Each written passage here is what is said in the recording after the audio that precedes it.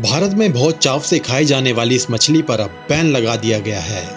अब ना तो इस मछली को कोई पाल सकता है और ना ही इसको बाजार में बेचा जा सकता है।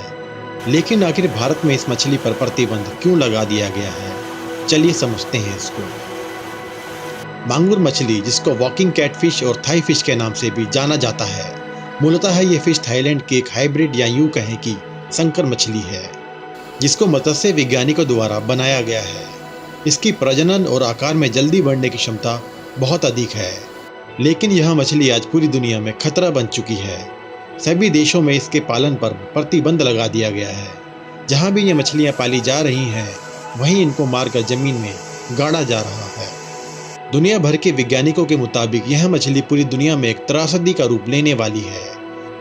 इसलिए जितना जल्दी हो सके इस हाइब्रिड मछली को नष्ट किया जाना चाहिए। बता दें कि देसी मांगुर मछली देखने में मडी ब्राउन और आकार में छोटी होती है, वहीं इसके विपरीत थाई मांगुर आकार में बड़ी और काली रंग की होती है। जहां देशी मांगुर अमूमन 2 से 250 ग्राम की मिलती है, वहीं विदेशी मांगुर बाजार में 2 से 10 किलो तक की उपलब्ध है। यह मछली पूर्णतः मांसाहारी है, जिसके कारण ये थाई मांगुर तालाब की सभी देशी प्रजातियों की मछलियों और वनस्पतियों को भी खा जाती है।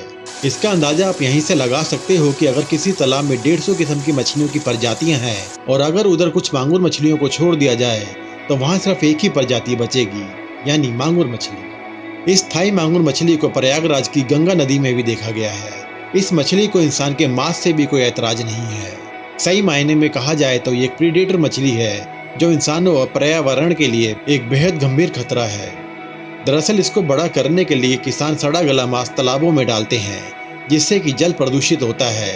साथ ही साथ थाई मांगुर में हैवी मेटल भी पाया जाता है।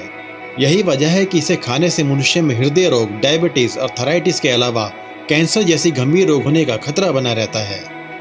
विदेशी मांगुर भारत की बायोडायवर्सिटी को नुकसान पहुंचा रही है।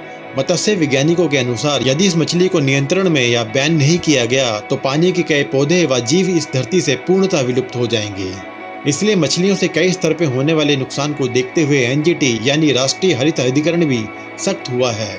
एनजीटी ने बायोडायवर्सिटी पर पड़ने वाले नकारात्मक प्रभाव पर गंभीरता दिखाते हुए विदेशी मांगुर मछलियों को तुरंत नष्ट करने का आदेश दिया है।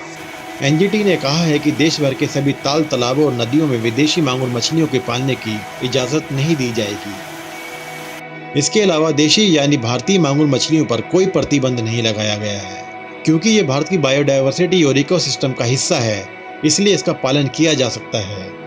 लेकिन ये हाइब्रिड थाई मछली जितनी खतरनाक हमारे इकोसिस्टम के लिए है, उतना ही खतरनाक हमारे स्वास्थ्य के लिए भी है, क्योंकि अगर ऐसा ना होता तो आज ये मछली पूरे विश्व में प्रतिबंधित ना होती। इसलिए दोस्तों, अपनी सेहत और इकोसिस्टम के लिए इस प्रीडेटर मछली का अभी से बहिष्कार करो।